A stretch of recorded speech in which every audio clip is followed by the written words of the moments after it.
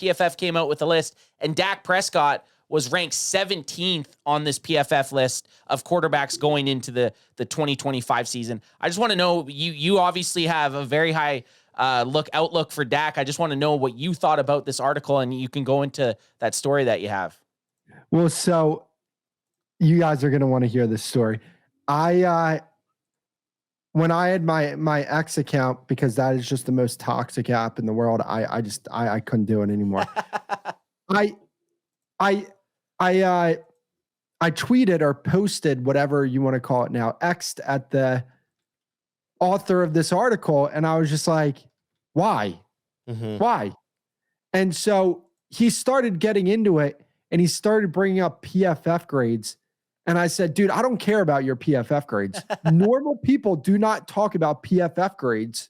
Yeah. Not even just normal people. Nobody talks about PFF grades when they're debating quarterback play. Nobody says, hey, well, this quarterback has a 95 PFF rating and that one has a 92. You want to know why? Because you would get laughed at for doing that. So I told him, I don't really care about your grades. They don't hold any weight in this conversation. We're going back and forth. And the gentleman decided to say that I was just butthurt. And I was like, oh, okay. So now I know you're not serious and that you're just a complete and utter hack. No, but dude, see, here's the thing. I want to know his criteria because I say this all the time about quarterback rankings. Majority of quarterback rankings, I don't care for them. And the reason why I don't care for them is because there is so little consistency when it comes to quarterback rankings, right? Like I made this video earlier. I was talking about this.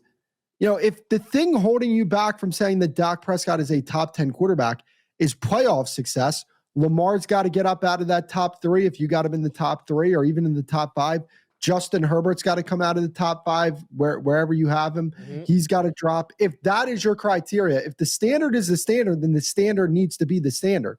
If we're saying playoff success for Dak Prescott, we need to say the same thing about Lamar Jackson. People talk about, oh, well, he got to a conference championship game. The Texans offense put up 3 points that game. I don't think it's a hypothetical to say if you put Dak Prescott in that situation where the Texans put up 3 points offensively, that they probably win that game and get to the AFC championship game. Just hypothetically speaking. And that's my thing. It's just like, there's no consistency with these quarterback lists, which is why I don't take any of them seriously unless I see real legitimate consistency.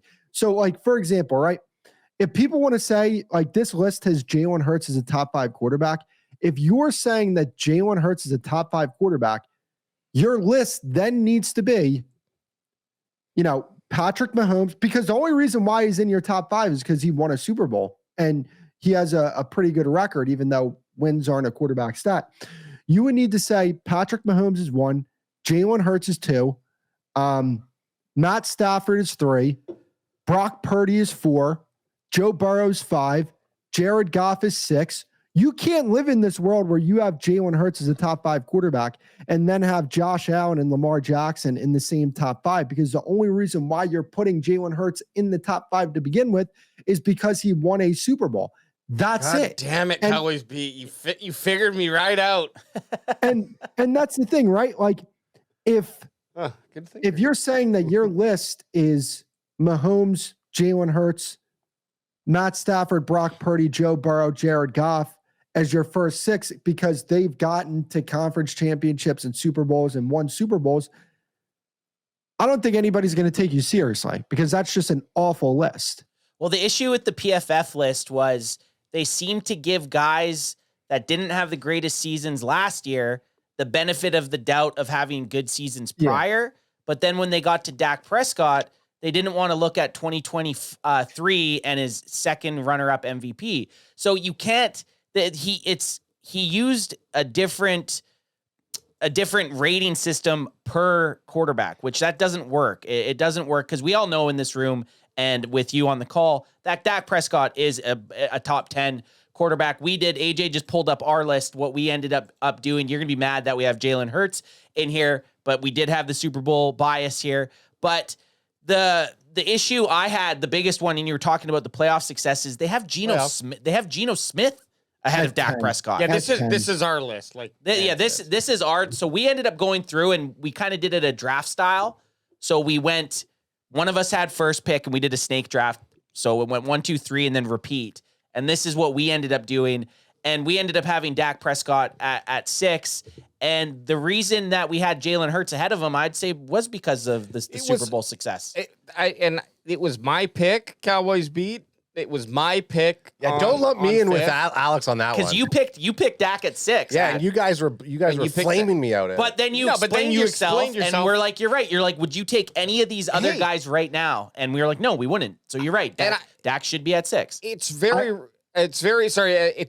real quick though on Jalen Hurts being a top 5. It was 100%. We admitted, and I admitted, and I think everyone at least agreed with me, saying that what I was saying was true, in that it was recency. He just won the Super Bowl. He actually had probably one of the best games I've seen Jalen Hurts actually play, or outside of him, not playing against the Cowboys. Don't really watch him play too often.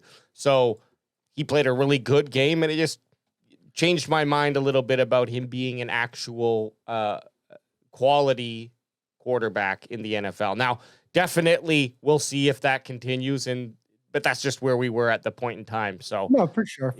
If you guys want some content to go kind of viral with, I got a list for you. okay, Yeah. okay. Woo! All right. So for it to go viral, are you gonna read it naked?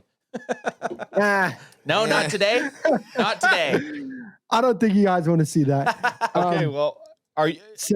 Yep. So all right, we'll go with my top 10. I got 1, Josh Allen, 2, Patrick Mahomes, 3, Lamar Jackson, 4, Joe Burrow, 5, Matthew Stafford, 6, Justin Herbert, 7, Dak Prescott, Okay. 8, CJ Stroud. You ready for this at number 9? I'm going to pause real quick. Pause it.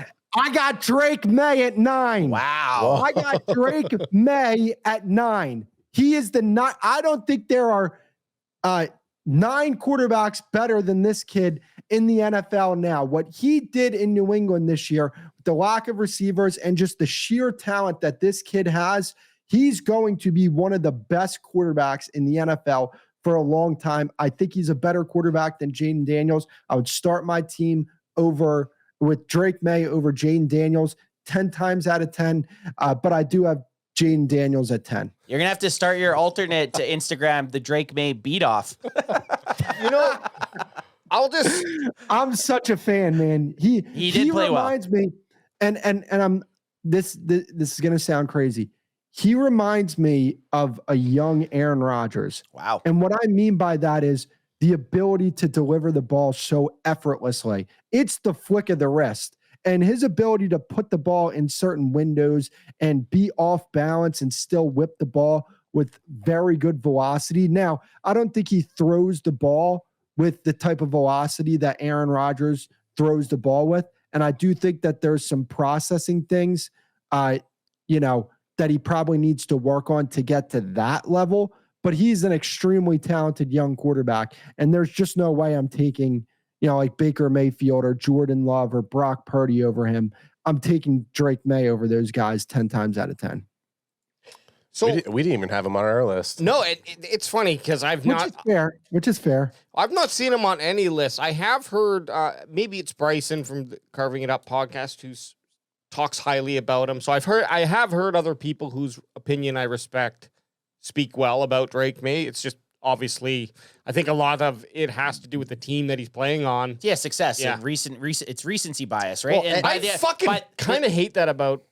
Well, because we don't dive in that deep to really. We watched all the postseason games, but how many New England Patriots games did you guys tune into last year? I watched a lot of them because I know you did. We could tell by the well, so here's the thing, right? Licking your lips.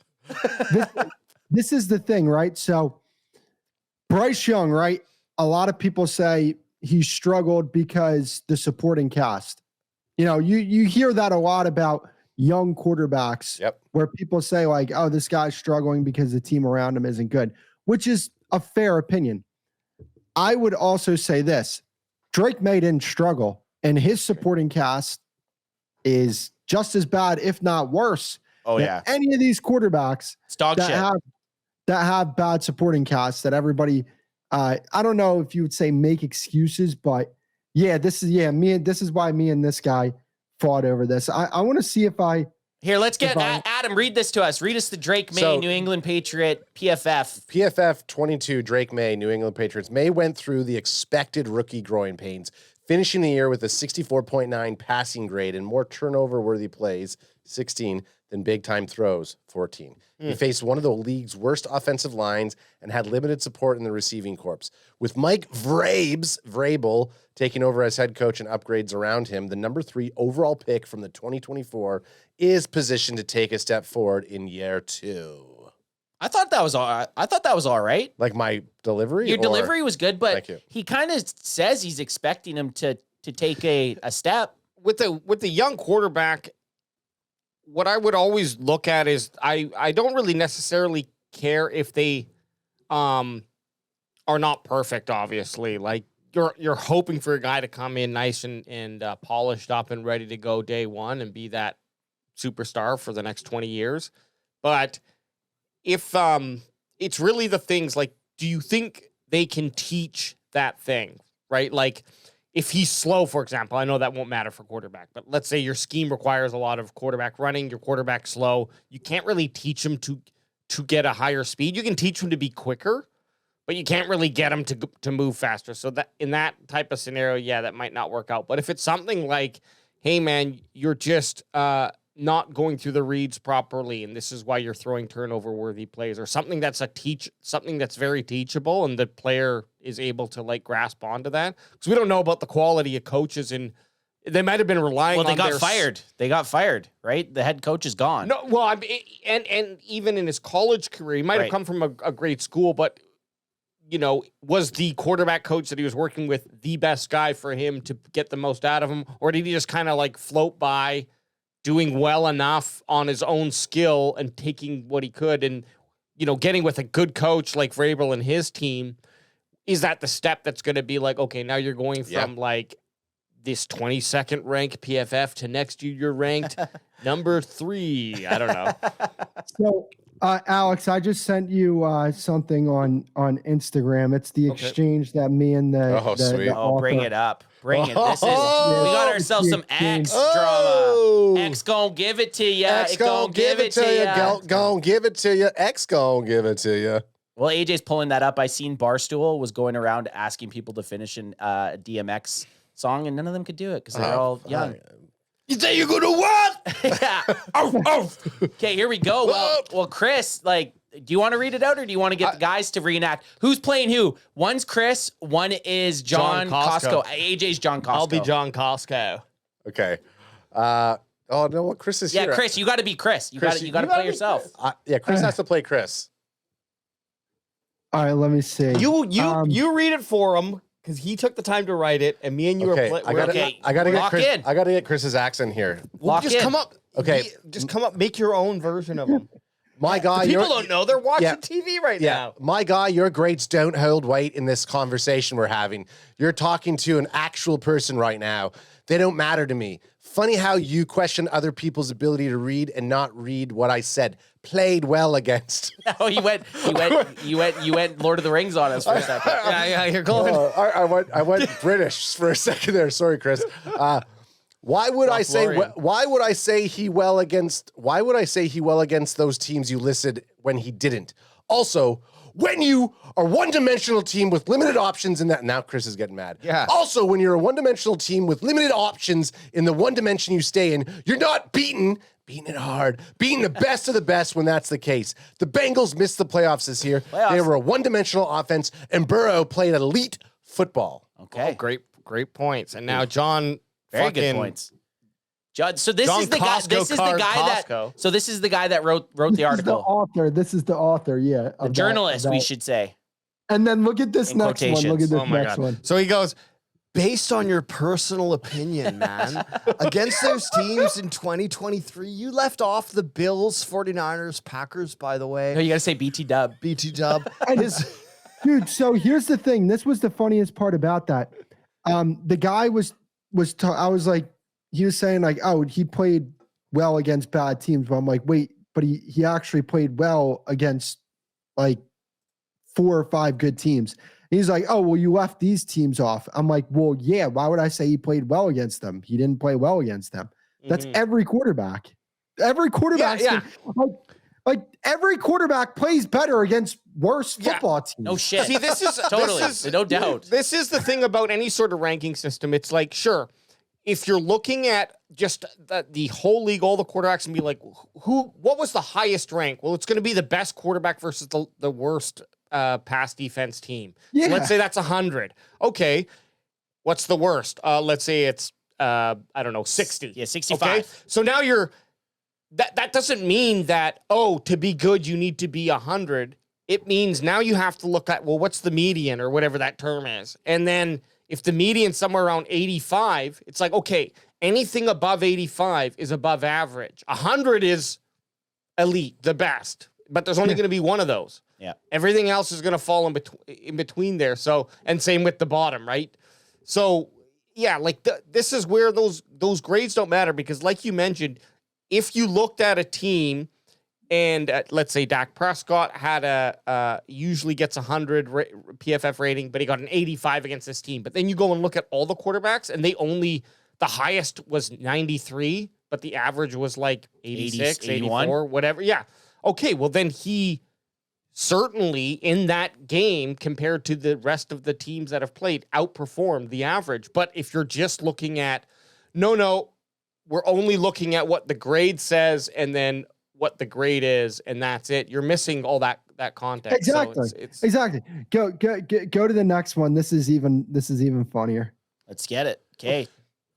Get back. You guys get back like here. this Get your. one. Okay, here we go. Okay, AJ, you're starting off. AJ, you're starting off. John Costco, go. Yeah. You're butthurt about them right now, so you must take them seriously. Otherwise, you just move on with your life. Oh, I'm butthurt? Dude, you are like, are you like 12 years old? like Costco. And look, No, but like, be honest. Like that, journalists don't say that. They don't just say, "Oh, your butt hurt." Like, dude, what? I wish he would have just said. It would have been funny, like in his spot. I think it's kind of funny that he said butt hurt. It would have just been funny if he said get. 100% though, because it's funny that you had this exchange, my dude. Yeah, the exchange is hilarious. When we saw this list come out, I remember, I think, Anth, you shared it. I was pissed. In the chat, and we all because I'm going to tell you, we had a long conversation about this in chat and then on the show as well. And I went from, I think I said I could see him being, because of the injury, I could see him realistically being 12 at the lowest. 12, I think 12 is what was, we said. 12 was our floor. 12 was our floor. That made sense. 12 was like, I could be okay with somebody being 12. The issue was the guys that were ahead of him. Well, just look at the spots 12 to 17 or 12 to 16. Yeah, that's what really chapped our asses. This is what chapped me right up. Is so you got Dak at 17, and I'm thinking to myself, I don't even know if I can name 16 other starters. Crack him if you got him in the NFL right now. No, you can't, dude. There is literally no way you can name. You can't name. I don't think you can name 10 quarterbacks better than him. Like, once you start getting into Baker Mayfield and Jordan Love, I'm like, all right. Well, this is what it ranked him. 16 was Trevor Lawrence, 15 was Kyler Murray, 14 was CJ Stroud. That's there, ridiculous. I'm like, Dak's better than blasphemy. Dak's better than Kyler Murray. CJ Stroud basically has mimicked Dak Prescott's success in year one, and then almost had identical numbers as him in year two. How is he slumped in his second year? Which I'm not saying, that means it just like, yeah, that happens. The sophomore slump happens. Now you're year 3. Do you bounce back? Him at 14 makes sense. Dak behind him doesn't. So the 14, I'm not mad at. Sure, the fact that he said, the fact that they had Dak at 17, which is the bottom half of the starting quarterbacks in the NFL. Exactly, that's what anything under off. 16 is under 50%. That's mind-boggling. So look, we're getting all fired up. Can you toss me one? Hey, look at Dak's stats last season. Exactly. Okay, look at Dak's stats last season. Okay. Well, and then also the other thing I think. Look at his PFF grade. Yeah, right? I guess you don't look at PFF. I'm Costco. This is what kind of, like PFF the needs some wholesale place? Yep, like the wholesale place. But if, let's say, Dak was playing with a diminished offensive line compared to previous seasons, or just any quarterback, really, doesn't have to be Dak, but like, how much does that come into effect? Hey, if you are, say, the 15th ranked quarterback with stats, with the 32nd ranked offensive line, how much weight does that pull you up, right? Like, shouldn't that make you be, rather than being the 15th ranked with the first pass defense, Like Jalen Hurts. Yeah, if you are the 15th ranked quarterback with the best offensive line, I think that's more telling than the reverse scenario. Question real quick here. Crack him if you got him. Crack him if you got him. Get it in you, son. But we have to admit, Dak was playing like ass last year. He was. He did And not it was play rough. well, It yeah. he was rough. not playing well. Like, he wasn't playing well, but you can't take that season into his whole career of Especially of not tape. especially not after that 2023 season. Exactly. Well, after going 3 seasons 12-5 and being a big reason why they went 12-5 in trifecta years. So I that's what I didn't like about the list is a lot of the other quarterbacks got the benefit of doubt from past success. Dak didn't get that at all. He was all what he did last year. Yeah, That's what I hated about it. that inconsistency.